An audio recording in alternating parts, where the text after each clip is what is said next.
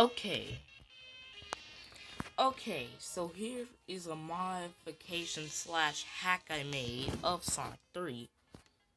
It just changes the colors of the levels and stuff. It also changes some of the blue sphere stages. And music. But wait, what's the difference? We're gonna find out.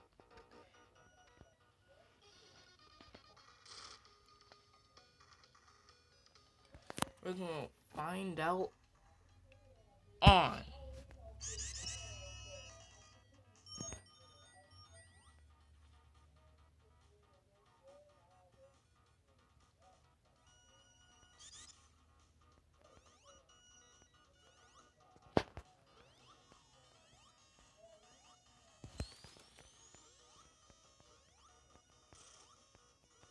We're gonna find out on ZTSG.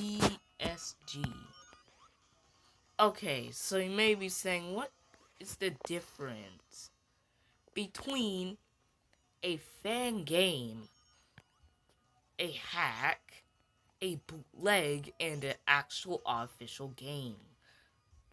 Well, I can tell you that right away. This is a hack.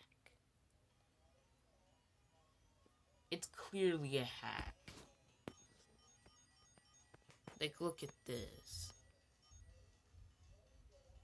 It's clearly a hack.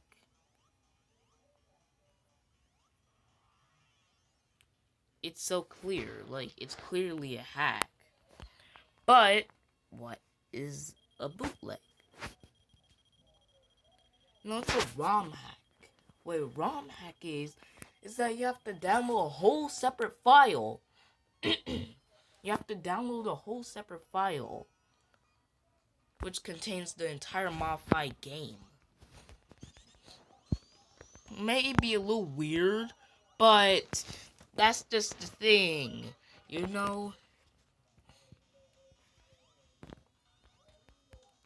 But a hack... No, a hack is just a ROM hack, I think. Well, I'm positive about that. Now, a mod is like where you have to put...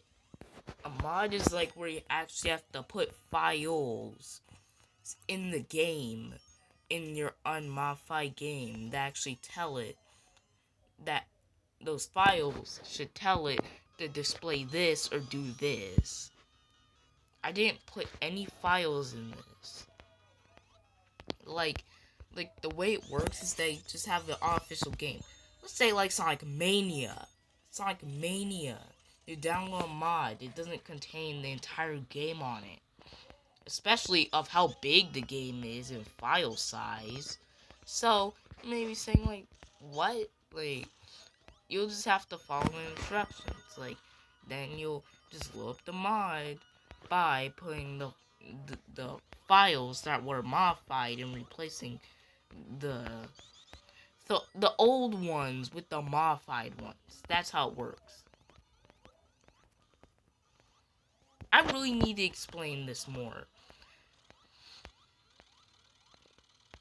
But for now, we're just going to keep it simple and only have this as footage. Now, we really need to explain. A bootleg is more of something that appears that you can play on a system that was also sold in a cart. You may say, some hacks come in carts. Well, you're right. But here's the thing.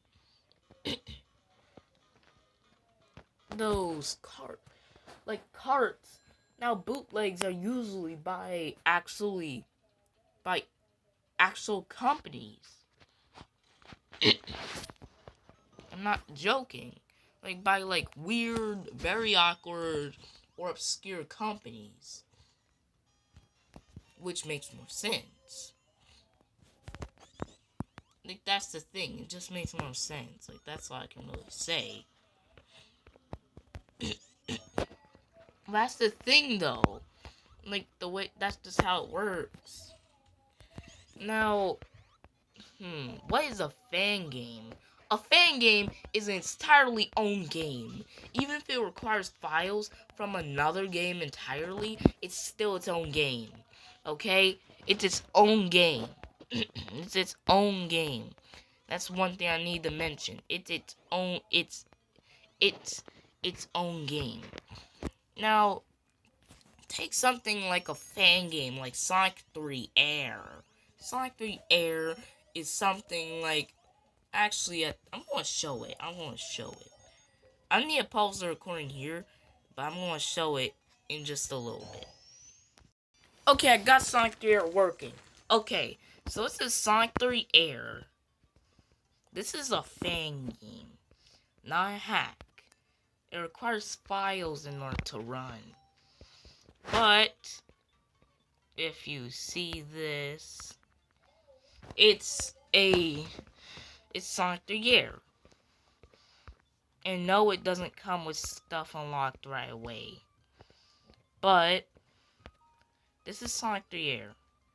You have multiple choices, you have multiple options, you have multiple tweaks to the original game. Like background blur, current screen, exclusive full screen, start screen, exclusive full screen, and other things. Upscaling, screen filter not available, and then render, fail, save / software. Overall volume 100. So yes, I can turn it up really loud and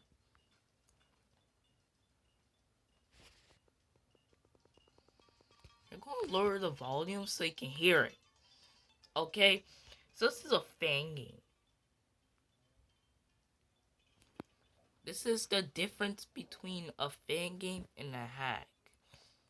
Even if it looks like a regular Sonic game, it's not. And I just need to tell you. Multiple choice options, then there's this. There's pick by zone, which means pick by zone just means that it picks like if you're in the Sonic 3 side or a Sonic and Knuckles side. The title theme, Sonic and Knuckles or Sonic 3. Sonic 3 is better. Then you can just play fast versions of the music as well that actually have fast versions. Unlike Sonic 3 where you can only play. Unlike Sonic 3 and Sonic and Knuckles in the combined version, you can't play like all these other versions. Like you just can't. Okay? Then you can go here. Then you can just it's like more of a customizable Sonic 3. This has mods, like I was talking about before. But I disenabled all of them. Because, like, because there's really no point. Come on. I disabled the Insta Shield. And this version also has the drop dash. Now, what's the difference? What is similar between all of these? These aren't actually made by the people that actually created the games. They're made by 100% different people. And I'll be right back. I'm back. And right now, here you go. This is Sonic 3 Air. It's also, it's like, people may say this is the best way to play Sonic 3 Air. Well, play Sonic 3. But I recommend, Sonic 3, Sonic and Knuckles, and Sonic 3 and Knuckles. Because what Sonic 3 and Knuckles is, Sonic 3 and Sonic and Knuckles are meant to be one whole big game. And the developers had to split into 2 parts, and that's what created lock-on technology that actually lets you play full experience Sonic 3 and Knuckles. But the thing is, it's not it doesn't have its intended level order. Instead, it has this other level order though. Like that's the thing. Like it has this like other level order. What I'm saying is, in the original Sonic 3, Flying Battery was going to be there instead of in between Carnival Night and Ice Cap, which means that which yep, it was between Carnival Night and Ice Cap, but they decided to change it and not actually fix the level order, since well they already programmed how you're going to transition and all that anyway, so he's not going to program that. The intended level order is kind of weird how Sonic 3 works. The only weird transition in Sonic in the first half of Sonic 3 and Knuckles is that Carnival Night to Ice Cap. But it was meant to be Flying Battery and then Ice Cap. See? It just makes more sense. Also, fun fact, Flying Battery Act 1 and 2 have the same colors, have the same level colors, otherwise known as palettes. Like, it's so weird. If you hack the game, they have both. You can even see it by just playing the game regularly, which is awkward. When every other level takes advantage of levels having two separate palettes. Well, besides levels that don't have second acts. Yeah, the levels may have second acts, but they're probably just broken messes, you know? I find it so awkward. Like, it's just too awkward. Because, like, you think about, like, what? What? It just makes no sense. Really just makes no sense. Also, I also hacked it so Flying Battery Act 1 and Act 2 have different palettes. I just changed Act 1. Well, here's even more proof. Flying Battery was meant to actually have this like kind of night area, like this kind of like night part for Act 1, and then part 2 will have like the palette you usually see. Now, that's one of the good things about hacking game. Hacking game, you can actually fix problems with it. There are two types of hacks of games. It's like the game file entirely itself, the whole binary file or whatever, or the entire, or you can hack the entire, and I mean the entire thing.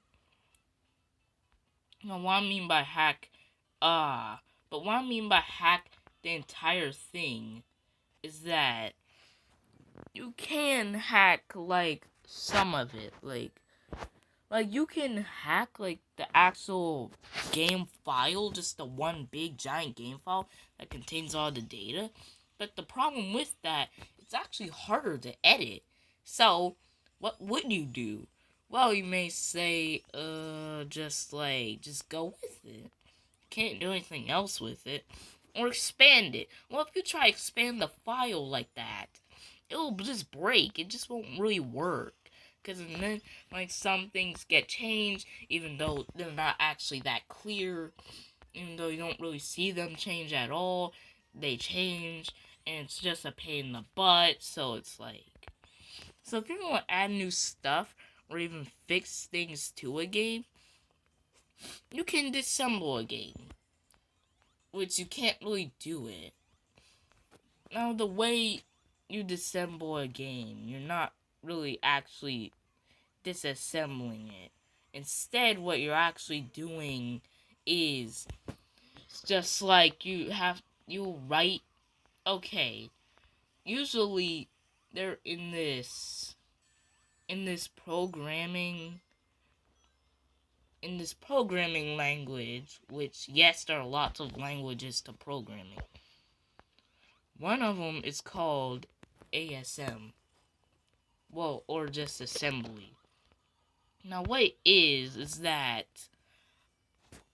usually, there are disassembled versions of Sonic games already out there.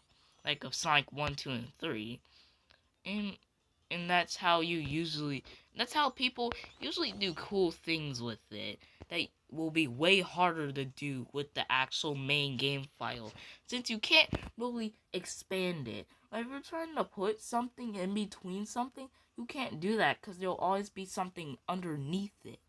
Otherwise you're trying to put new programming into it, but that means it'll just expand itself and break. Yeah, it will just break basically. So there's no point of even doing that. Instead, because you're basically putting it at the very, very end, which it just stops really reading it. Now, these disassembled games, you'll usually just you'll download the file, usually. It'll come with a build file that will actually build a game. Then it'll come with this ASM file that that says like whatever, and like S1, like Sonic 1 or Sonic 1 ASM for Sonic 1. It's just like whatever. And then they usually come with extra files and data files. It's like files inside folders, which are required because the ASM file actually points to that. So yes, it's the same, but it's not the same. Because I'm very sure it's a different programming language. It has to be, because like, come on. Because it doesn't look 100% accurate if you even just build it by itself and not without modifying anything. You could modify the graphics easily because you can just expand it, but it's just good, Like that's the good thing about assembling a game, which it can kind of make it feel so much like a fan game. Like you can change so many things. Or I wonder if someone ever has tried to put like Sonic 3 into Sonic 2, or tried to put Sonic 2 into Sonic 3. No, I really wonder if anyone has tried to modify Sonic 1 so much to the point that it's just Sonic 3. Yeah, we need a modification like that. Like, come on. Maybe not his abilities, so it's clear. Yeah. I promise, I'm not this bad at the game. But, oh. Oh, okay. It even said original game made by Sega. Which is the company who creates Sonic and create other things, obviously.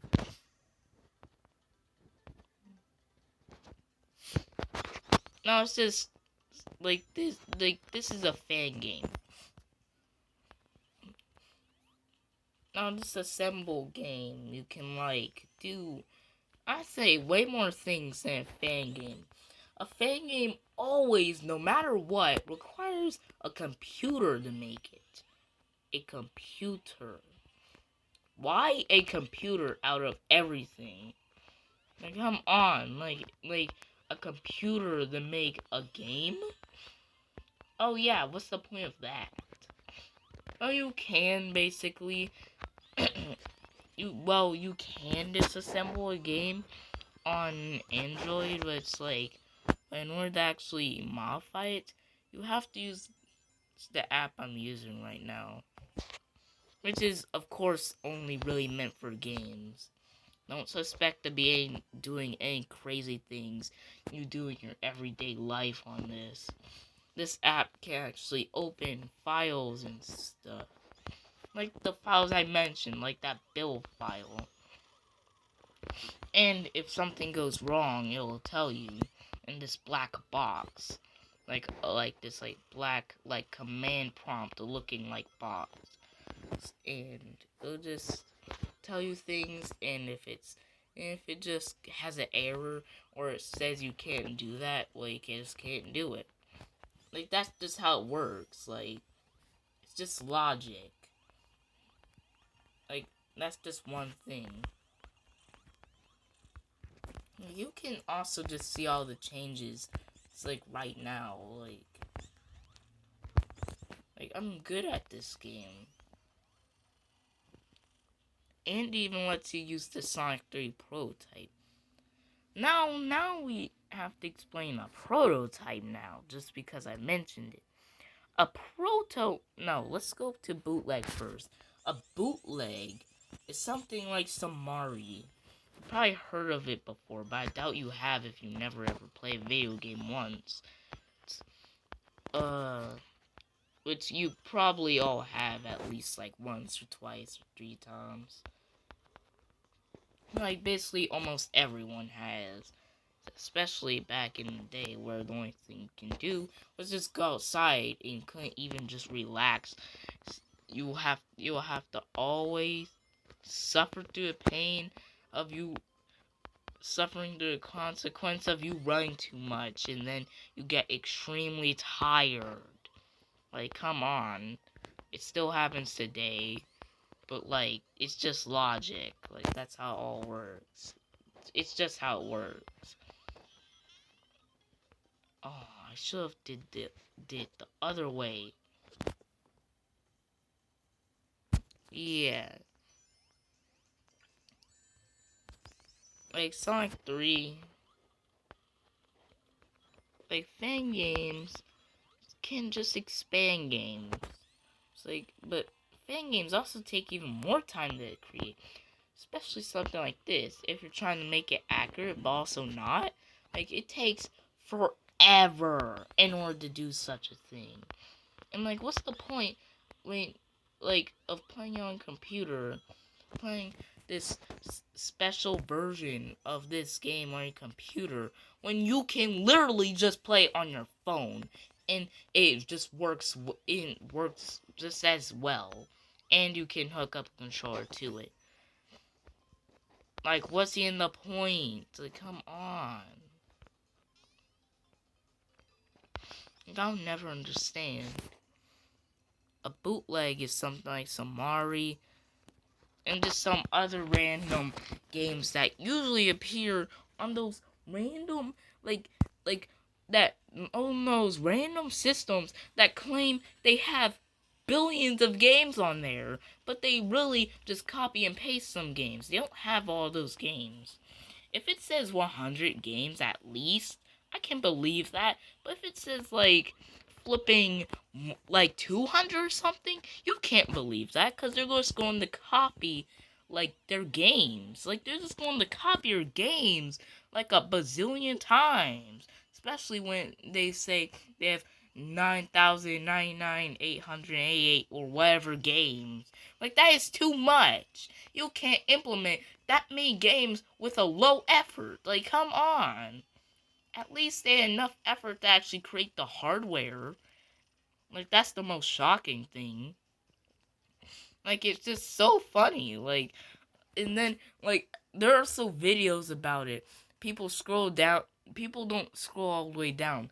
Since, like, the thing, like, loops vertically, like, they can literally just, like, they can, like, it was just say, like, okay, is that true? And then they press up on the first game, which every bootleg console, to my knowledge, actually does that. And it copies games. If it copies games once, it copies games throughout, like, the whole thing. Yeah, those are really weird systems. People do not deserve systems like that. And even if they do have all those games, they're just too bootleg. Like, okay? Like, you can't, like, you won't actually get the real experience playing Sonic 3 unless if you actually play it, like, in some official way. Like, I played Sonic 3. Like, the first time was on the Sega Classic Collection, I'm very sure. I call those have the best versions of all of the Sonic games. Yeah, that Sonic Classic Collection has the best, and I mean the best versions of Sonic 1, 2, and 3, Sonic and Knuckles, and Sonic 3 and Knuckles. Plus, has the best version of Knuckles in Sonic 2, and also has the best version of what? The best version. I know there's another game on there. It's not 3 Blast. Sonic 1, Sonic 2.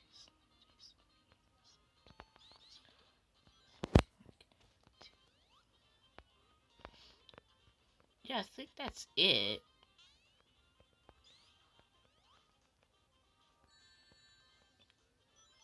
There's probably one more game I'm missing. It's not Spinball. Yeah, that's it. It's Sonic 1, Sonic 2, Sonic 3, Sonic and Knuckles, Sonic 3 and Knuckles, Knuckles and Sonic 2. Yeah, Sonic 3, Sonic and Knuckles, Sonic 3 and Knuckles, Sonic. Well, Sonic 3 and Knuckles is labeled as Knuckles and Sonic 2. In my opinion, the classic collections, the classic collection version, the classic collection versions of all those games, in my opinion, are the best versions and the best way to play Sonic. All those, in my opinion, it's the best way to play Sonic 1, 2, 3, and and Sonic and Knuckles. Plus with the addition of Knuckles and Sonic 2 and Sonic 3 and Knuckles. It's just, in my opinion, it's just so good. Like, yeah, I may be considered crazy for saying that, but like, even though there's like what people keep on calling the definitive versions of Sonic 1 and 2, and then people always using fan games and calling the, like, how can fan game be definitive? Like, come on. Like, they don't know 100% everything from the inside and out. Unlike the actual people that actually, the ones who actually made the game and actually have the source code. The source code is like the code in everything for a game. You know, like a disassemble game. When like that, they 100% have it. It's not like recreated in some other language or something. Like, they actually have the source code. The source code even looks different from when, like, it's just source code. Like it's the source code. Like, it's just source code.